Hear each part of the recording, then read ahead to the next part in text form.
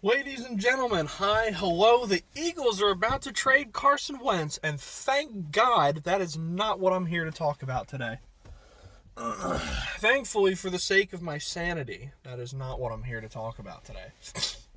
What I am here to talk about today is last night's Super Bowl. Hope everybody watched it. Hope everybody enjoyed it. I think we can all agree, not what we were expecting. Certainly wasn't what I was expecting. I don't know anybody that expressed that they were expecting something like that. So, let's talk about what happened. You know from the bat, Tampa's got a good offense, right? Mike Evans, Chris Godwin, Antonio Brown, Cam Brate, Gronk, Ronald Jones, Fournette, a good line, Brady.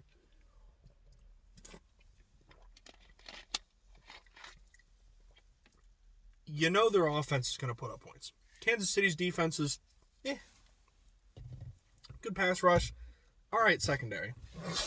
You knew Brady and the Bucs were going to put up points. Now, what you would expect was that maybe Kansas City would put up a few points to try and keep up. Kansas City said, nah, I think we're good. I think we're good. You take all the points, Patriots. Not Patriots. Jesus Christ, I'm pulling a my mother. See, I think Brady, I think Patriots. It's like ingrained in my head. My mother called the Bucs the Patriots like 4 times last night. So the Chiefs said, nah, here you go, Bucs. You take all the points. They're all for you. 3 drives stalled out in field goals and a lot of punts. Not great punts, by the way. Tommy Townsend did not have a very good night last night. Actually, when Bradway Pinion was into punt, his punts weren't exactly prime either. But it's okay, because Pinion didn't have to Pinion didn't have to punt as much. So,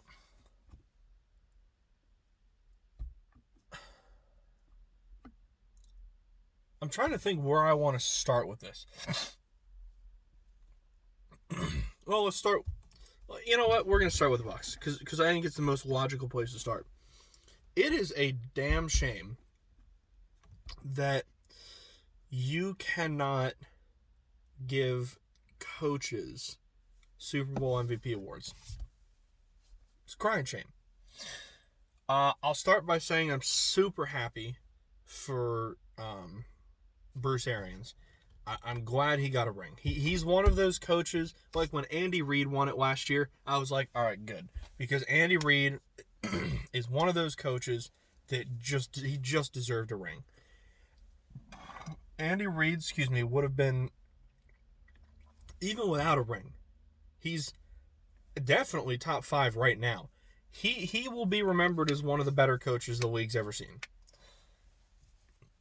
Now that he's got a ring, now it's undeniable. Arians, I think, was another one of those guys. I've got something stuck in my throat. Arians was another one of those guys that he just deserved a ring. I mean, he's been a great coach for years. His players all liked him. And same thing in Arizona. His players always liked him. Actually, a friend of mine is Bruce Arians' cousin. Fun fact. So, now on to the other guys. Byron Leftwich pitched a perfect game last night.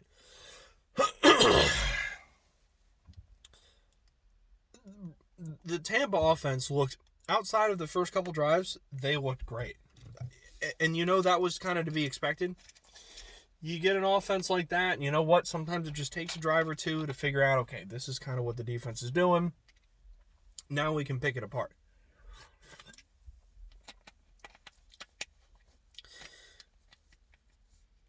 Now, Actually, let's stick with the offense for a second. Brady was very, very good. No mistakes. It was good to see. I'm going to be honest. It was good to see that first touchdown go from Brady to Gronk, and I was like, you know what? It's just right. It just feels right, you know. Different uniforms, different team, different stadium, different place. Brady to Gronk, doesn't matter. It just works. Oh, my boss just left. Bye. Jim Nance said something at some point, and I hadn't put it together until he said it. And he said it, and I kind of sat there, I was thinking, I was like, son of a bitch. He's right. So, every single Bucs touchdown yesterday, Gronk, Brady, Fournette, Antonio Brown, they're all AFC transplants. Mike Evans never had a touchdown. Chris Godwin never had a touchdown. Ronald Jones never had a touchdown.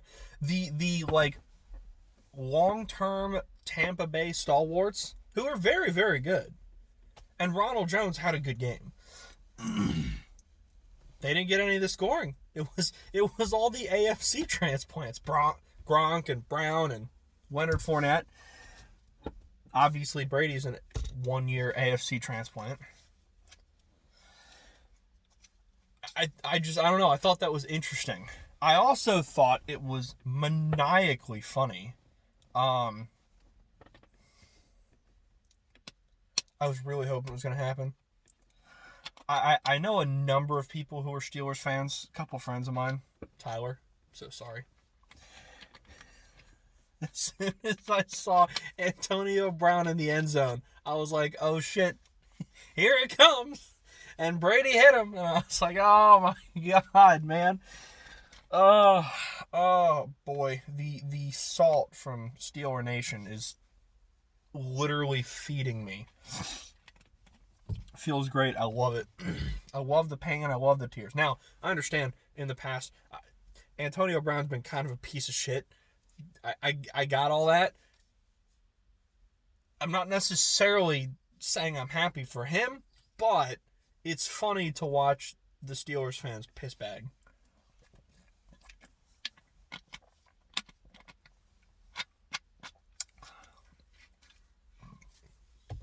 Got to give a shout out to the Tampa Bay offensive line because they played themselves a pretty good game. I think they had a couple fuck ups. I know Brady kind of got sandwiched at one point between Frank Clark and somebody else. There was the one point where there was a snap over Brady's head. But all in all, they protected him pretty well, considering that defensive front sports Frank Clark and Chris Jones. I thought Tampa's offensive line did a pretty good job. I will say on the offensive line front before we move on, just a nitpick here. There are not many players in the NFL that I would sit here and tell you that hate's a strong word. I can say with confidence that I legitimately dislike them. There's not many players I can say that about. Aqib Talib was one of them, for many of the same reasons. But I can sit here and I will legitimately tell you I dislike Ryan Jensen. I don't like him. Because to me he tries to be all big tough guy, but like I don't know, his temper flares all the time, and he just to me it comes across as him being a bitch, and he never gets called for it, which is even more fucking annoying. Like last night there was that. Last night there was a flag. It was earlier on in the game, and what do they say? For some reason, in the NFL, they always catch the second guy, and it's annoying. So Ryan Jensen was pushing and shoving, and the Bucks defender, I forget who it was pushing and shoving back, and they threw the flag on the Bucks guy. And I was like, man, are you fucking kidding me? Like, how do you see him and not Jensen? Excuse me. And Jensen gets away with that shit rather often, and it pisses me off. And he does it on purpose, which pisses me off even more. I understand you're a big offensive lineman. You're big, you're tough. But you don't have to be a bitch, to be a big tough offensive lineman. Like, I don't know. I dislike Ryan Jensen a lot. And like I said, there's not many players I'll say that about. Aqib Talib was one of them for the same reason. He was like, I'm good with being physical, but there's a point where you just kind of become a bitch. And there was that thing where Talib ripped off the famous the chain from Mike Crabtree, and I was like, all right, yeah, dude, you're a little bitch. And yeah, I didn't really like him a whole lot before, but from then on out, I was like, all right, dude, fuck you. So, Patriots defense. This for me was the takeaway of the night. And this is why I say it's a crying shame that coaches can't win NFL MVP. Because if they could, oh my God, did Todd Bowles deserve it. His defensive scheming coming into last night was nothing short of ingenious. First off, I don't care what you're doing. I don't care how you're doing it. You hold Mahomes and the Kansas City offense to single-digit points in 60 minutes of football, that's insanity. And you deserve all the awards, all the pay raises, all the promotions, all the everything. Just give it all to him right now. Give this man the world. He held Kansas City's offense to under 10 points, single-digit points. Insanity.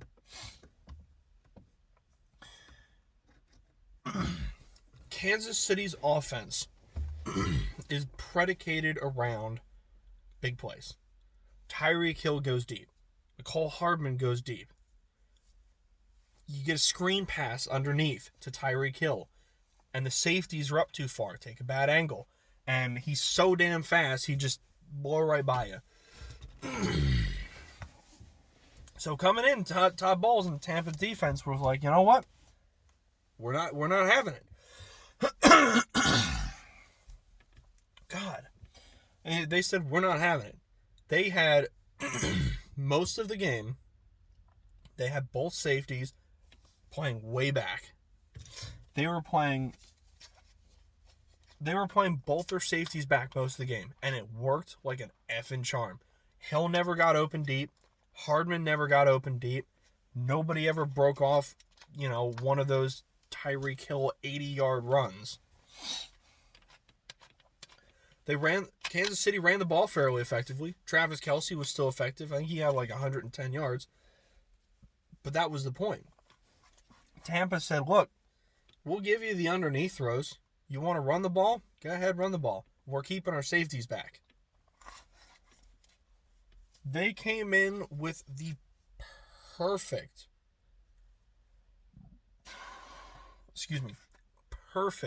game plan to play Kansas City. I watched that game, and I was at a loss for words. I just could not believe how great that defense was. And I was trying to explain, neither of my parents are big football people. They watch the Super Bowl pretty much every year. They'll sit down and watch parts of playoff games with me when the playoffs are running. My dad and my grandfather used to go to Ravens games every once in a while when they still lived down near Baltimore, but they don't really watch football a whole lot. And I'm trying to explain to them how, because they hear stories and stuff, so they have a generic idea, at least, of how good Mahomes and the Chiefs offense can be. And they watched last year's Super Bowl. So I'm trying to explain to them through the game like how this is all working and can or why Tampa Bay's defense was so damn genius. And I think I finally got it through to my mother at one point. I think my dad, I don't know where dad was at the time, but I finally kind of was like, when Romo was drawing circles around the safeties and he was, showing the angles, and I was like, look, all right, watch here. This is what's going on. This is what they're doing. This is why it's so effective.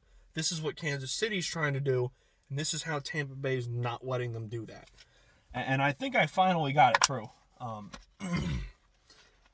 I could keep saying the same things over and over and over again, but my God, it cannot be understated how effective, how efficient, how genius Tampa Bay's defense was last night.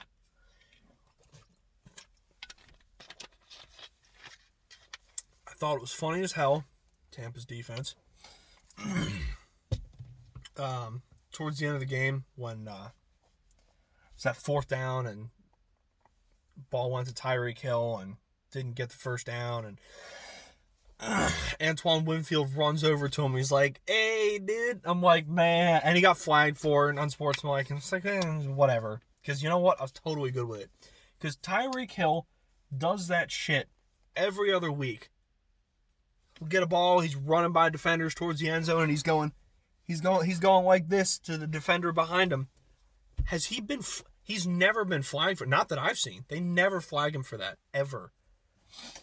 But they sure in hell flagged Antoine Winfield last night. Now, mind you, he's being pretty blunt about it. But still, they never flag Hill. So I saw that and I was like, you know what? That's good. Because Hill does that shit he does that shit like every other week. And it pisses me off. And he did it specifically to Antoine Winfield when the Bucs played earlier in the season. So, yeah, I thought that was funny, and I was 100% good with it. Fuck Tyreek Hill. Because he's a little showboat. I don't mind showboating. It's kind of fun, but when you're trying to be disrespectful about it, yeah, it's when I start to not like you anymore. Kansas City's offense. When you're facing a pass rush led by JPP and Ndamukong Suh, and you've got linebackers who can also rush the passer, and both of your starting tackles are hurt, you're in for a long night. And that, I mean, you're just in for a long night. Patrick Mahomes was running for his life all night long.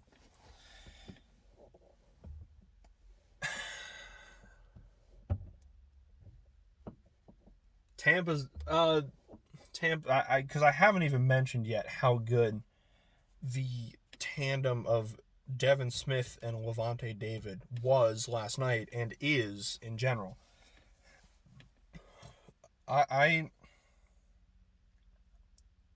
Devin Smith is a stud, and he's going to be a big star in this league moving forward.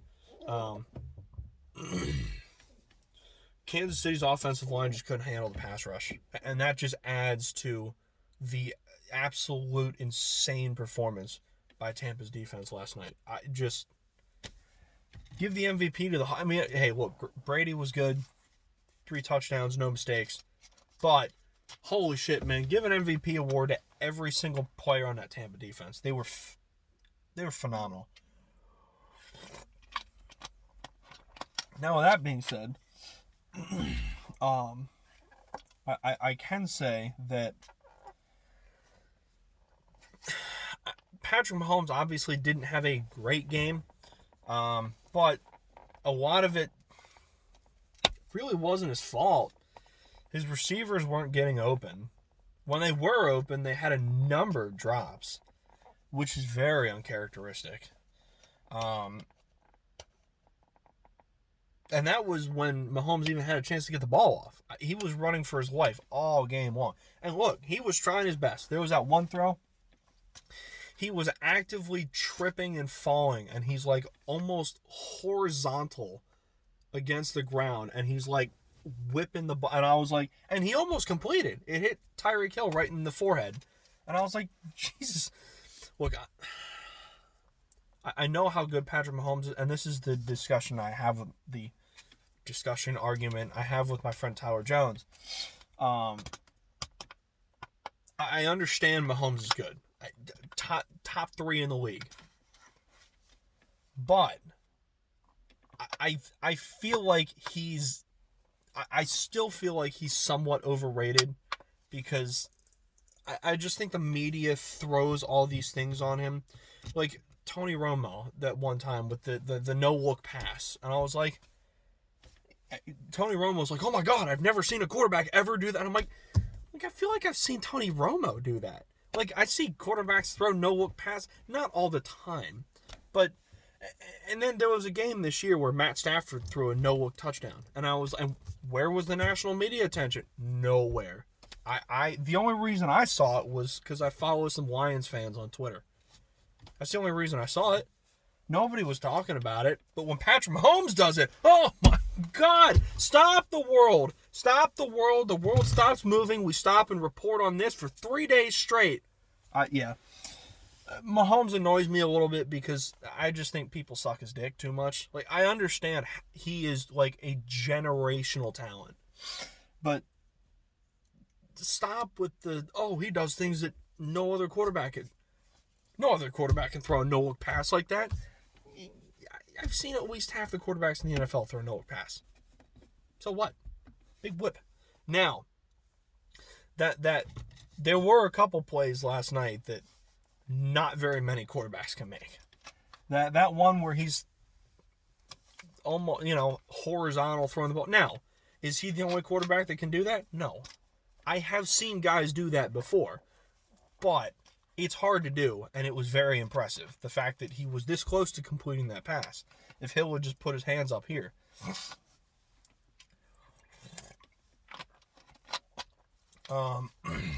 Couple other things, just short things. Got to go back to work in a few minutes. If there was any doubt and argument before about Tom Brady being the GOAT, that's it. It's over. It's done. I don't care who you are. I don't care what you say. Nothing will convince me otherwise. And frankly, nothing should convince anybody else otherwise. There's a number of people that they just hate Tom Brady for no reason. I don't hate Tom Brady. I never hated Tom Brady. I never hated the Patriots. I have rooted against Tom Brady a couple of times. Obviously, when Philly played them, I was rooting for the Falcons, and we all see how that worked out. I've never hated Tom Brady. I don't understand why people hate him. I don't know. But even I was having Tim, the other guy that used to do the weekly picks with me before that got shot to hell. He was like, "Oh, it's not, it's not just Brady. You could have inserted any quarterback into that." So, no, you couldn't.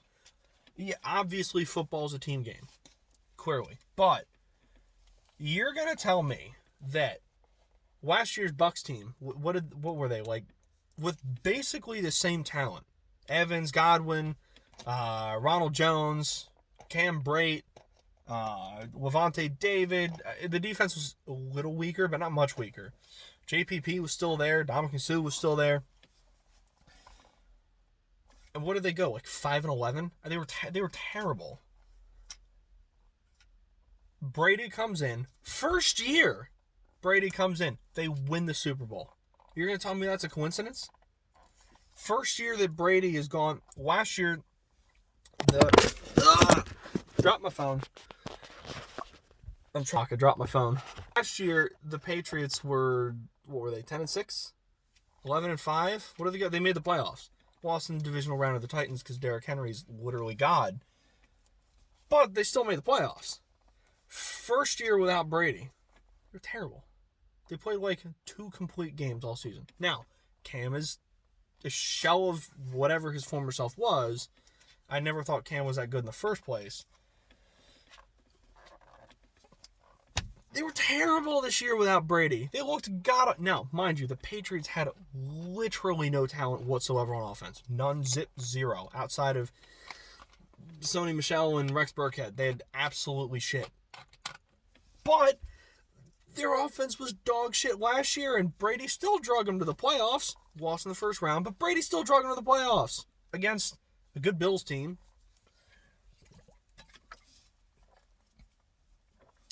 I don't understand how people can legitimately...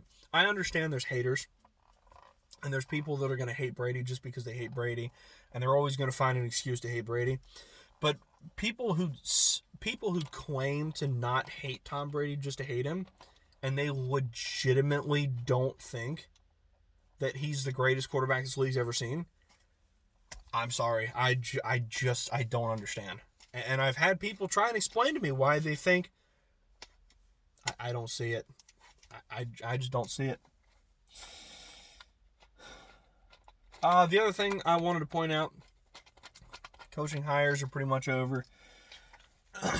A lot of people are not going to be ready for this conversation. And I'm going to try and not to go crazy off bid here.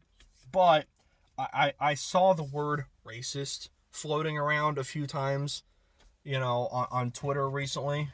Fuck Twitter.